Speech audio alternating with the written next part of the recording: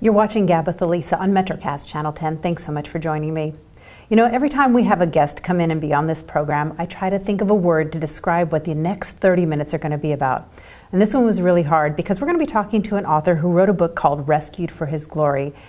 And I can't think of one word to describe this woman because it's amazing how a person who has been rescued subsequently becomes a rescuer. And that is what we're going to talk about in just a moment. So grab yourself a cup of coffee or a glass of iced tea and come back in a moment as we have GAB with ALisa-Joyce Samuels is our guest with a wonderful book we're going to talk about today. You're watching GAB with ALisa on MetroCast Channel 10.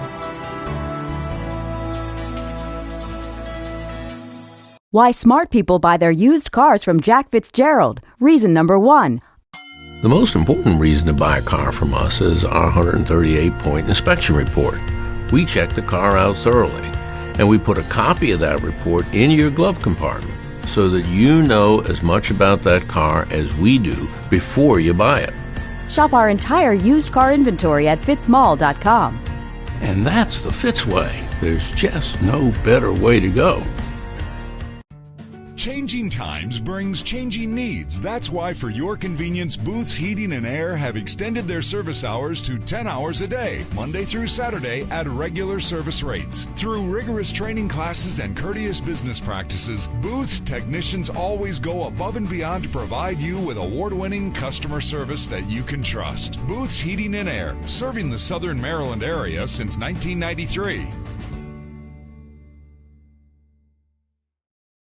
You're watching GAB with ALisa on MetroCast Channel 10. Thanks so much for joining us. As you can see, we have a beautiful and wonderful guest today, Joyce Samuels. Welcome to the program. Thank you, Miss ALisa. I am so excited to talk to you about this book that you have written. It's called Rescued for His Glory. And in the introduction of the show, we talked a little bit about how the story starts out with you being rescued, but in turn, you have become a rescuer of women. This book is actually a compilation of several different women's stories, and so we're going to talk about that throughout the course of the program. But I want to talk to you first a little bit about yourself, because this book, based on true stories of women's lives from all across the United States, you, of course, from Southern Maryland, and you're the literary lead for this book. I want to talk to you for a moment, first of all, about yourself and your history as it relates to this book.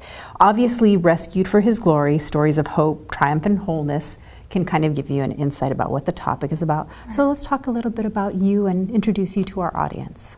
Well, hello, audience.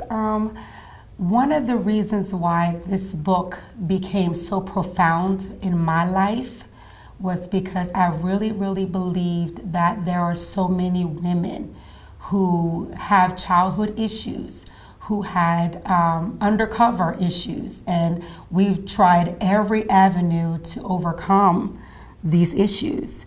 And one of the issues that I had, and I didn't realize it till I hit my 40s, was the fact that I was running from my past. I was running from demons. I was running from hurt, from child molestation.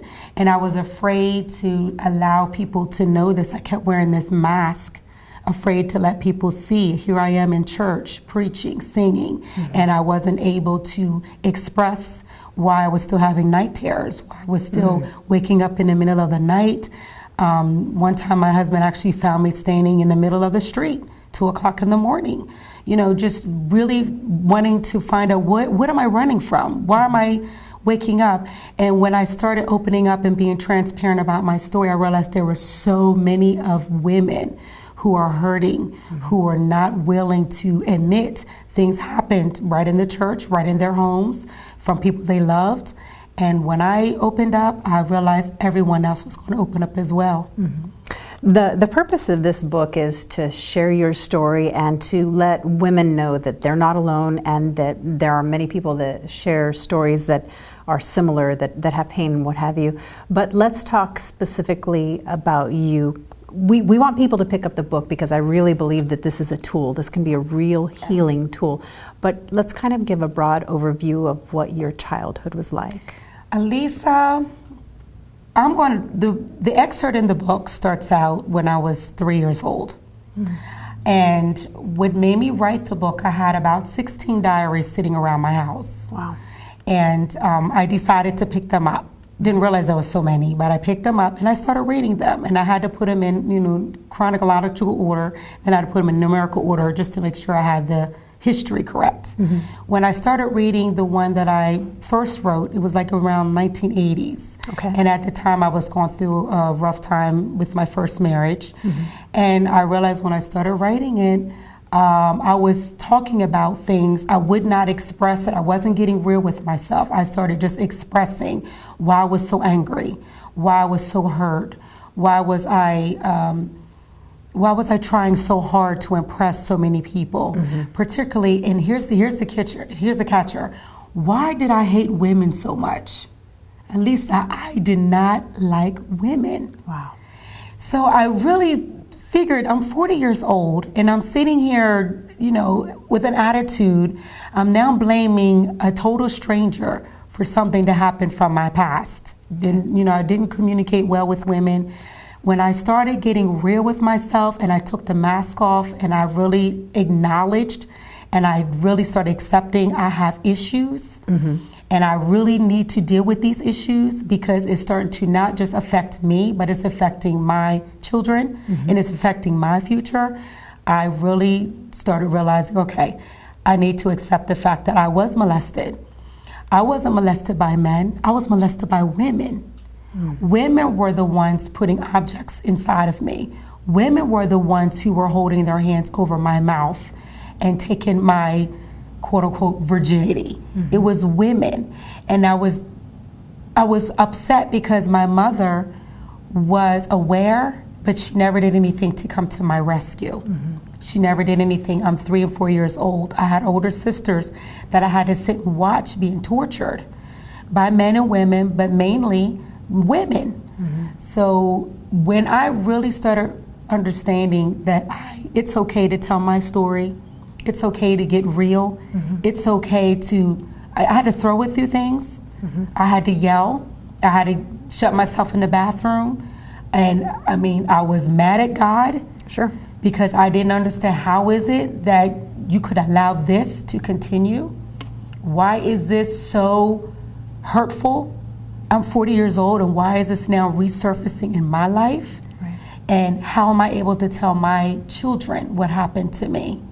And then it didn't just stop there. It continued on until throughout foster care. When I finally got, rescued off the streets, and, I ended up going into foster care, and it seemed like it was some type of leech, like a spiritual leech, as if it was like a magnet. And other women were doing the same things. I'm in these boarding homes, I'm in foster homes, and the foster parents are now touching me, molesting me. And then the boys started doing it. And it just became, it became like a ritual. I thought it was something that was supposed to happen. Towards the end of me getting my healing process, ALisa, I'm telling you, it was a life-changing experience, because people started seeing who Joyce really was. I stopped hurting. I stopped being in pain. I was able to tell other teenagers about, you're allowed to tell your story. You're allowed to admit that your loved one, the one who gave birth to you, the one who promised to protect you, wiped your nose when it was running, changed your diapers, hurt you. And when you acknowledge the hurt, and I had to accept it, I had to accept the hurt first. That was my very first sign that I was getting healed. I no longer could ignore. I had to accept my hurt. Once I accept the hurt, I wasn't afraid to tell anyone anymore. It's so amazing, the story that you have. When we first met, when you came in for the interview, when you first meet a person, you start talking and you kind of size each other up and you think, oh, you've got it all together, and oh, you've written a book, and oh, you have such a bright, vibrant smile, and clearly with your attitude and your way of speaking, you're comfortable and confident with yourself. And I think that is the underlying healing message of your book, because that's what people see, and now you're telling them what's behind what they see. Yes. So we're going to take a quick break, and we're going to come back in a moment, because you have made other people feel comfortable that they can tell their story as well. And as I mentioned, this is a compilation story. So we have some other stories. We want to talk about how that process came together. And the whole point of this particular topic is to encourage people out there Absolutely. that you can go further and do more and go beyond something that may have wounded you, and maybe you're considering it a defining moment in your life. Well, guess what? It's part of the definition, but it is not the definition. So we're going to take a quick break. Grab your tissue. I know. We'll be back with Gab with ALisa as we talk to Joyce Samuels in just a moment. You're watching MetroCast Channel 10.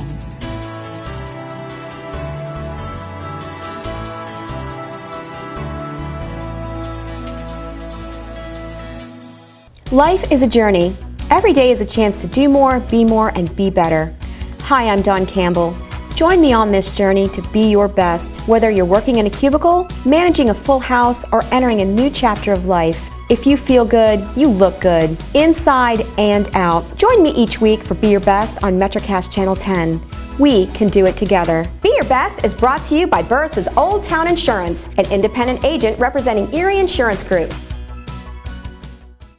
You're watching Gab with ALisa on MetroCast Channel 10 as we talk to Joyce Samuels, author of the book Rescued for His Glory, Stories of Hope, Triumph, and Wholeness.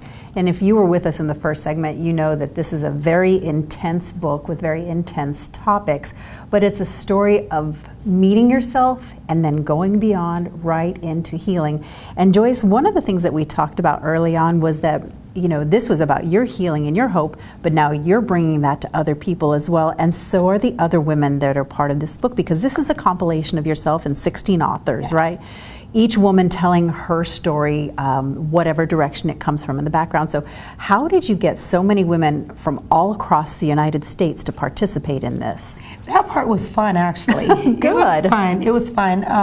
Once I actually presented it to my church, and Rising Star was the church, and there was we have over like 50 women, and I figured, once you introduce them, a lot of them started hearing my testimonials, because I preach, I speak, I teach, so a lot of them started getting a little knowledge, here and there. As I was going through my healing process, I was giving a little bit at a time. Right. And so I introduced it to them as well. And then they were telling their cousins and their cousins' cousins. And, the word got out that, Joyce wanted to, it started out as an anthology project. Okay. I just wanted people to just come together and just give us a little, how did you overcome a situation in your life? Just something small. Before I knew it, people wanted to write their whole entire testimonials. So it became a really good healing process again, and it actually became very popular. Okay. Not just at District Heights, DC, Maryland, Virginia area, but we ended up reaching out, Texas, and there's some in Georgia, wow. Illinois, Tennessee. So they reached out, and we decided to sit down, write the collaboration, and tell your testimonials. That is amazing. Yes. It doesn't surprise me that there are women all across the United States that would identify with this project. It just surprises me you could pull them all together. So let's talk about some of the different stories that are in this book. You've got stories of sickness, drugs, depression. Yes. We have divorce. That's 87% is the highest rate now in churches. Wow. So that was like a really biggie. Drug addiction, singing on a choir, lifting hallelujah, but couldn't put the crack cocaine bottle down. Wow. So we had those who were preaching and snorting in the background. And we have infidelity, stories of infidelity. We have a story of cancer survivors, over 8 deaths in their family within a year. Oh my gosh. And they were suicidal. We have one about infertility, how they tried. And, what really blessed me was when we got together and started telling our stories, was it was relatable. All of us Absolutely. were able to say, yeah, like it was like a aha moment. Really, that happened to you? That happened to me. There's one particular story where, a young lady was trying for years to have children, and she lost so many in between. She was so ashamed to tell, and I said, well, I lost 6. you know, or one was telling the story about when I went through a divorce, I was ashamed about it. You know, at the time churches was telling you, you're not to divorce. Right. Oh my God, you're going to hell. And here I was like, oh, I was divorced and I'm a survivor of that, you know. So it was just a lot of, when we sat down and we were able to just talk about each other's stories, it was so phenomenal how we all were able to relate to each other's story and the transparency of it.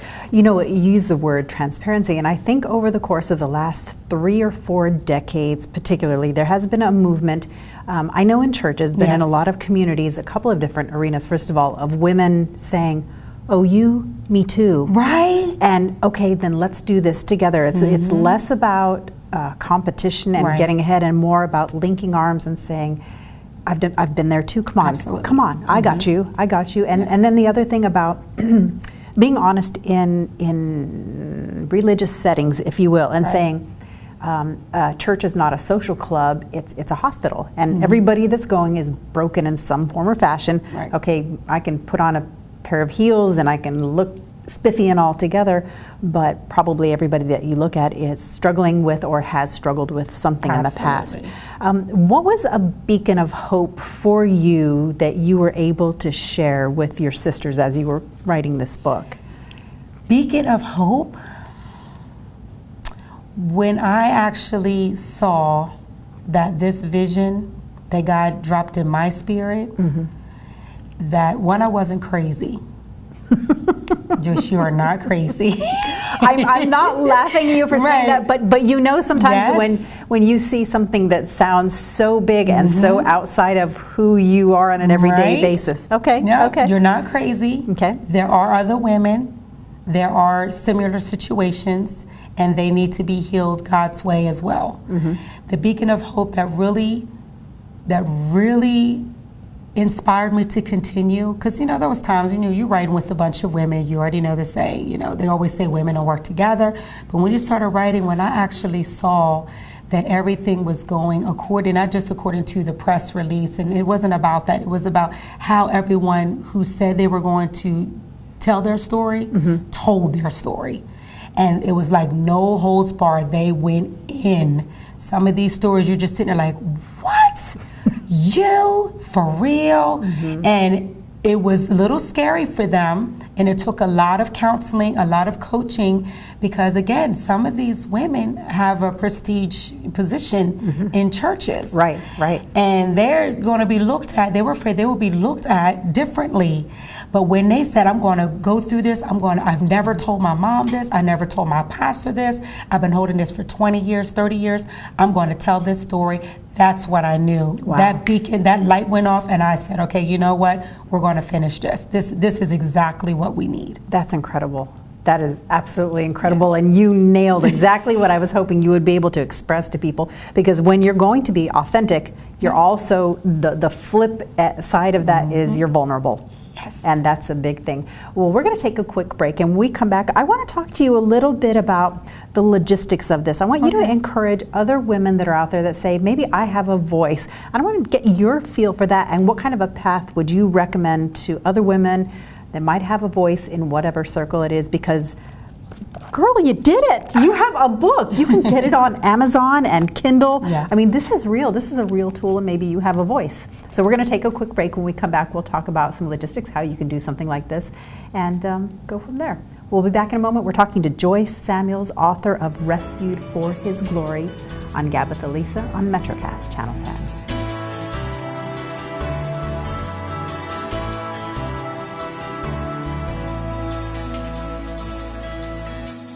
Everybody knows Jeep is an American icon. It's fun on the road, off the road, to take you anywhere you want to go. Here at Fitzgerald, we have all the Jeep Chrysler models and our low posted price. There's no hassle, no haggle buying a car here. It's fun. Plus, it's backed up with Fitzway service. Get 0% APR financing on almost every new 2015 Chrysler, Dodge, and Jeep. Treat yourself to an American icon. That's the Fitzway. There's just no better way to go.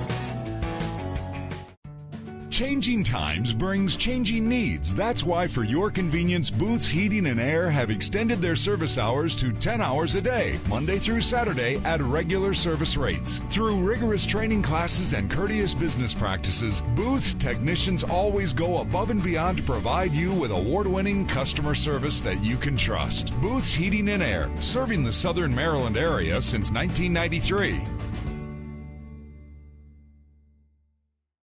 You're watching GAB with ALisa on MetroCast Channel 10 as we talk to author Joyce Samuels, who's written a compilation book, Rescued for His Glory, Stories of Hope, Triumph, and Wholeness. And this is a compilation because you go girl. You wrote the book, but you got together with 16 women and compiled all the different stories that come from a background of different dysfunctions or pains or wounds and what have you, and put this book together for people. I want to talk a little bit more about the specific message of the book in a moment, but first of all, I just know somebody is watching this and they say, I have a voice, I have a story. I'm to the point now where I can talk about where I've come from, and I think I can help people, but I have no idea how to get started. How did you get started with actually the logistics of putting something together like this, and what would you share with someone else? Well, I remember in the beginning I was telling you that I've never even heard of an anthology, and I work in education. I heard of like a collaboration where people come together, put poems, stories, songs together, and you just put in but it's normally just one author. I never knew that this even existed before, where you can get collaboration of women or different people and put stories together, and it turns out to be a phenomenal book. So the logistics was I literally had to do some outreach. Okay. I had to do some outreach. And again, once I started telling my story and I started sharing my story, Sister Sally started telling her story, and Sister Sally wanted her aunt to tell her story, or she knew of a cousin that had a similar situation, but she was afraid to say it verbally, but writing it down was helping her. So it became it was just really, and it happened quickly. It just happened where I'm going to tell you what happened to me. And then before I knew it, they were calling me saying, well, can my sister tell her story? But she lives all the way in Texas.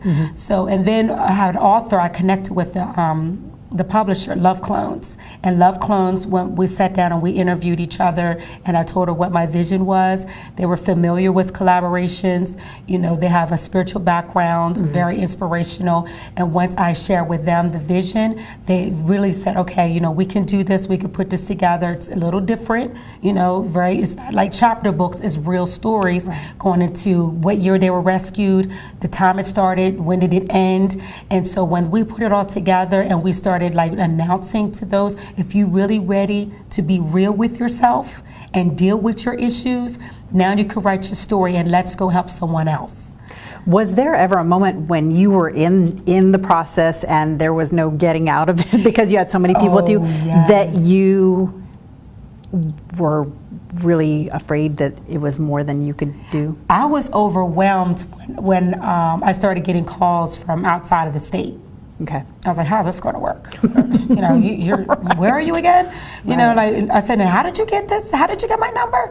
But once I realized that it was all in the making, it was part of the vision that God intended, there's no way He's going to just deliver me and me just keep it to myself. Like I tell him, my name is not about being in spotlights. It's about I got delivered, set free. I am triumphant. I became rescued, but I became successful. I'm a conqueror, and now I'm not afraid to tell about it. I was ashamed. Sure. Now I'm not ashamed anymore. Now the smile is real. It's not a fake smile. I don't have to practice in the mirror. I have freedom. I go to anywhere, anybody can ask me anything, and I can tell them the story and not be ashamed to say, yes, my mother was on, drugs, and yes, I lived on the streets and ate out trash cans for dinner. My meal consisted of, chicken bones, sucking the more out the chicken, bones, and I'm not ashamed to say that. I used to be, but I'm not anymore because I had to get through a process. Mine took place through writing. Okay. I put my book on hold because I knew I was not the only one. So when God dropped it down in my spirit, I said, there's no way I'm just supposed to keep this to myself. Right. I have to allow other people to join in, and why not tell your story? Why not be part of this magnificent healing process? And I promise you, we are a great sisterhood now. We still keep it wasn't just about writing a book now and you're just going to take off. Right. We still keep in touch. We're still communicating. We're trying to plan a meet and greet. We know we're trying to travel, together. We're introducing our families. So, and it's awesome because now we're working on book 2. We're on volume 2, yes. So we're now excited because we're bringing other people in, and now they're not afraid to tell about what happened to them. I said, wow, because that means I'll be able to have you come back. Then we can talk about book 2. That's an honor. Which is really kind of full circle to where you started and what your vision is, because the stories are different, the messages are a little bit different, but you have a singular vision, and that is wholeness and healing for everybody. And the book is about women's stories, and it's written by women, but really this is people. It's human stories. Yes. So thank you so much for the sweat and tears. I know there's a lot of sweat and tear equity in this, and for the ladies that contributed in this book. And again, we want to let people know Amazon, Kindle, what have you. Yes. Go to our website, rescueforisglory.com. We have an awesome team. We have a blog section. We try to keep it up every week, and I mean they're just pouring their hearts out. Those who didn't think they could read or even write, to the capacity of where this book actually came together as a form of collaboration, have blown us away, and now other gifts are developing. There are now poetry in there. Some have started songs. So, and now they're starting, some of these authors in this collaboration are now writing their own story. They're not afraid to tell. Wow. So I'm just really blessed right now. And you know what? Just as shame and darkness and hurts make you tighter and tighter and make your circle smaller and smaller and serve to make you be all by yourself, healing and wholeness and truth and light broaden circles, and everything you've talked about, it has a ripple, but then that ripple has another ripple, and that's the absolute difference between darkness and ugliness and truth and freedom. Is one side you're tight and alone, on the other side, oh my gosh, you got sisters all over the United States, and book 2 is on the way. Well, Joyce, it has been an absolute pleasure to talk to you, and I hope that we have encouraged some of our viewers. Go online if you want more information. Pick up the book. It's a great story. That's going to do it for this episode of GAB with ALisa. We'll see you next time. You're watching the MetroCast channel.